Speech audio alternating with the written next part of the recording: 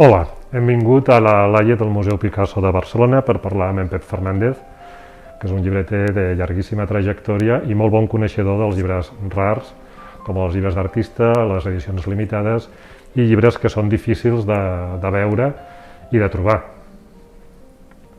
Hola, com que per Sant Jordi normalment es parla dels llibres més venuts, jo us parlaré dels llibres menys venuts per Sant Jordi, o la resta de l'any també. Aquest és un gran llibre, que és una reconstrucció de l'Atlas Mnemosyne que havia fet Avi Warburg, que recull les quasi 40.000 fotografies i imatges que ell va anar recollint al llarg de la seva vida com a Atlas Mnemosyne, indispensable per la història de l'art i de la cultura. És una reconstrucció molt fidel que s'ha fet amb l'ajuda de l'Institut Avi Warburg i amb motiu d'una exposició que s'ha fet a Alemanya. No us el perdéssiu. Aquest altre llibre és una edició facsímil de la traducció que va fer Mallarmé del conte El corb de Pou.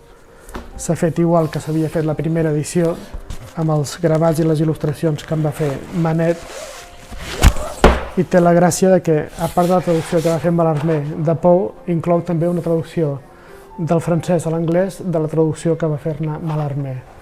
És una edició realment molt bonica i molt ben cuidada.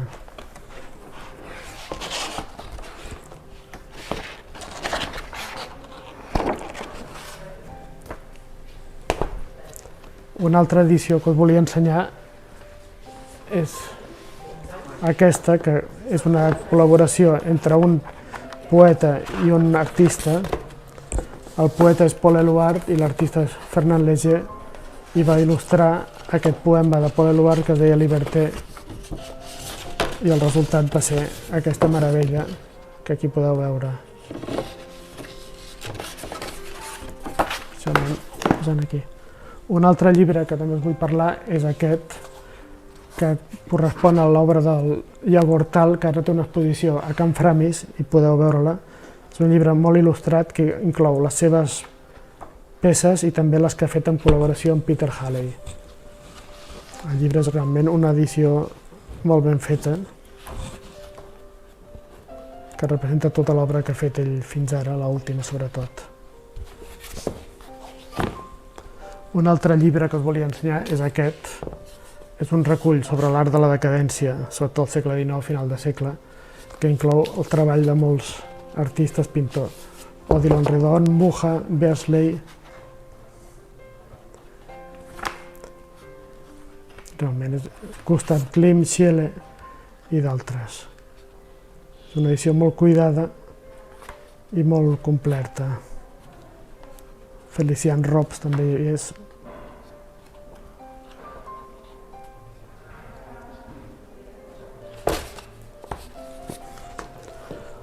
Un altre llibre que us volia parlar és aquest, que ha estat seleccionat al Premi Bob Kahl de llibre d'artista. Bob Kahl és el pare de Sophie Kahl, que és un gran coneixedor de llibres d'artista i té establert un premi als millors llibres d'artista que es publiquen a tot el món. Aquest any han seleccionat aquest, que és una història de Falston Farina, que era un artista del qui no se'n coneixen gaires coses, que totes les seves performances no volia que es gravessin ni que es retratessin, i aquí s'ha fet una reconstrucció de les seves obres, de les seves presentacions, a base de la poca informació que hi havia. És un llibre indispensable per conèixer l'obra d'aquest artista i, a més, ell mateix constitueix una obra dels que han fet aquest autor Mil, que és un pseudònim de l'Octavi Vallí i que han fet sobre això. És un llibre que realment divertit, interessant i que molt assequible. I per últim, ja que hem començat amb un llibre gran, us volia ensenyar un llibre molt petit, que és aquest. És un llibre d'artista que ha fet David Esters i que és un llibre impossible d'obrir, impossible de llegir i que aquí el podeu veure. Ideal pels que no els agrada llegir gaire.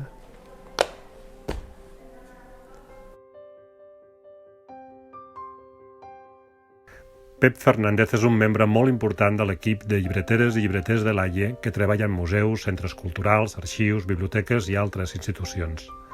Una feina molt especialitzada de la qual també es beneficien totes les persones que visiten les diferents llibreries l'AIE. primeres edicions, publicacions d'artista, facsímils, et convidem a descobrir uns llibres extraordinaris.